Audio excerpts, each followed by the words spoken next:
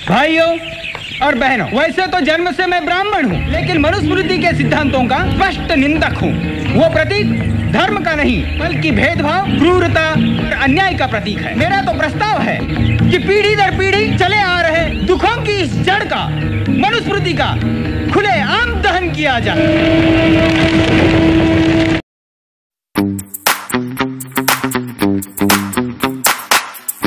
हे welcome back दोस्तों, एक बार फिर से स्वागत है आपका हमारे YouTube चैनल विजडम फैक्ट में।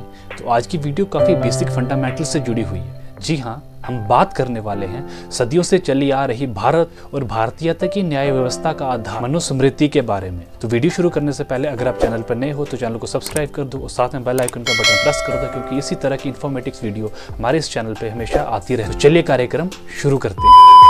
मनुस्मृति न्याय व्यवस्था की सबसे बड़ी पुस्तक, जो भारत की न्याय व्यवस्था का ही आधार है, जो सदियों से चली आ रही है, जब से सनातन की उत्पत्ति हुई है और जब से धर्म की उत्पत्ति हुई है। दोस्तों, क्या आप जानते हो, हमारी बहुत सी धार्मिक पुस्तकें, शास्त्र और इतिहास के साथ अंग्रेजों ने बहुत ज्यादा छेड़खानी की थी। और इस पूरी छेड़खानी का जो एक कॉन्स्पिरेसी थी, इसमें जो सबसे बड़े जो विद्वान थे, जो उनके हेड थे, उनका नाम था मैक्स मुलर और विलियम हंटर, जो कि जर्मन के बहुत बड़े विद्वान थे, जिनकी अंग्रेजी के साथ साथ संस्कृत पे भी बहुत ज्यादा अच्छी पकड़ थी।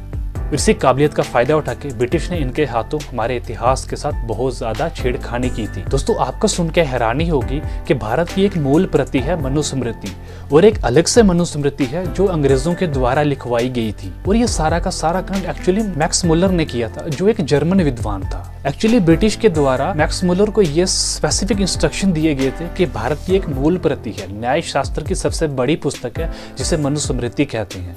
तो मैक्स मुलर की संस्कृति पे अच्छी पकड़ होने के कारण ब्रिटिश ने मैक्स मुलर को जर्मनी से अपने यहाँ पे बुलाया था। लंदन पार्लियामेंट में खुलेआम ये बात हुई थी और मैक्स मुलर को ये बताया गया था कि इस मनुस्मृति को अच्छे से पढ़ा जाए और जितने से ज्यादा रद्दोबदल इसमें किए जा सकते हैं वो रद्दोबदल किए जाएं। और भारत के मूल व्यक्तियों में जितने ज्यादा चेंजेस, जितने ज्यादा डाउट्स पैदा किए जा सकते हैं इस बुक के थ्रू, उतने ज्यादा पैदा किए जाएं। सो एज अ रिजल्ट क्या होता है कि वो एक नई मनुस्मृति की बुक लेके डाल, जिससे क्या होता है कि भारत देश में एक जैसी दिखने वाली दो मनुस्मृतियां पैदा हो जाती हैं।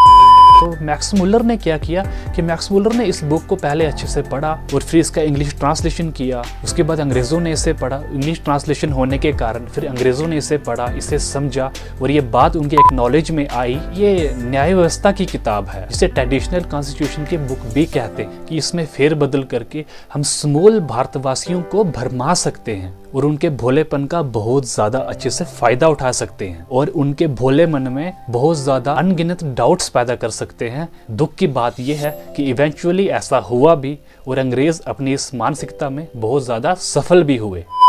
तो दोस्तों, ये बात यहीं पे नहीं थमती। ऐसे बहुत से शास्त्र, ऐसे बहुत से ग्रंथ थे हिंदुओं के, जिनके साथ फेरबदल किए गए, जैसे श्रीमद् भगवद गीता, श्री रामचरितमानस। और ये सब सारा कचरा जिसने फैलाया था उसका नाम था विलियम हंटर। इसने ऋषि मुनियों के पुराने लिखे वाक्यों को, वचनों को, उनकी सिद्धि को, योग को, संतों की हजारों साल की तपस्या के पश्चात जो संतों ने कुछ लिखा था उसको पूरा उल्टा कर दिया।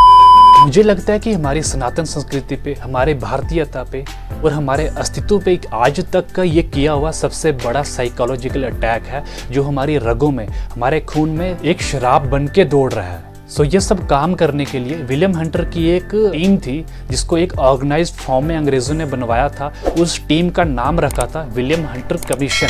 सो अंग्रेजों ने अपने देश में बहुत सारे ऐसे वैज्ञानिकों को, विद्वानों को तैयार किया था, जो भारत के अर्थशास्त्रों के साथ, धर्म शास्त्रों के साथ और उनकी नीति शास्त्रों के साथ आराम से हस्तक्षेप कर सके और उन शास्त्रों में ऐसी चीजें रिप्लेस कर देगी जो विश्वास करने लायक भी नहीं है। और सबसे बड़ी दुख की बात यह है कि वो सब चीजें तर्क पे बिल्कुल भी नहीं बैठती हैं और इंफॉर्मेशन के पर्सपेक्टिव से बिल्कुल गलत बैठती हैं।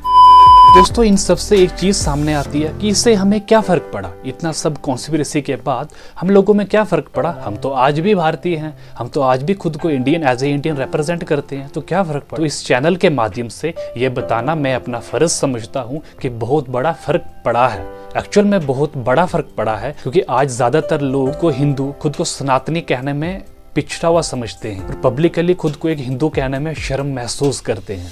यही उनकी एक कॉन्स्पिरेसी थी और ज़्यादा से ज़्यादा अंग्रेजी और अंग्रेजियत को प्रमोट किया जाएगा और वही तो हो रहा है। आप अपने धर्मशास्त्रों को पढ़ोगे या पढ़ते हो तो वो कहीं ना कहीं तर्क पे नहीं बैठती है, कुछ ना कुछ आपके पर्सपेक्टिव बेस पे क्वेश्चन मार्क हमेशा रहता है। तो हम उस क्वेश्चन मार्क को समझने के बजाय उसको कोसना ज़्यादा ठीक समझते हैं। ये हमारी संस्कृति का अपमान नहीं तो और क्या है। इसका एक सबसे बड़ा कारण ये था कि अंग्रेजियत के साथ साथ मॉडर्नाइजेशन को बहुत ज़्यादा प्रमोट किया जा रहा है। आज यूथ अंग्रेजी नॉवेल्स को पढ़ना ज़्यादा पसंद करता है, वेब सीरीज देखना ज़्यादा पसंद करता है, नेटफ्लिक्स पे देखना ज़्यादा पसंद करता है, बजाय इसके कि भगवद गीता और महाभारत को ज़्यादा से ज़्यादा बढ़ावा दिया जाए। और हम सब का निष्कलंक ये है कि गीता प्रेस, जो कि हिंदू धर्म की एक बुक प्रिंटिंग प्रेस है, वो बंद होने के पड़ाव पे आ चुकी है। तब हम लोगों की अज्ञानता का ही प्रमाण है।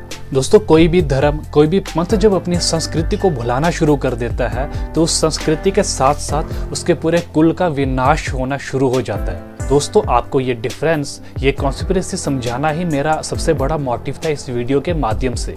मनुस्मृति पे बेस्ड ही इसी तरह के 5-7 वीडियोस अभी इस चैनल पे मैं लगातार अपलोड करने वाला हूँ, तो आप इस चैनल को सब्सक्राइब करके मेरा प्रोत्साहन बढ़ा सकते हो। जय हिंद, जय भारत, भारत माता की जय।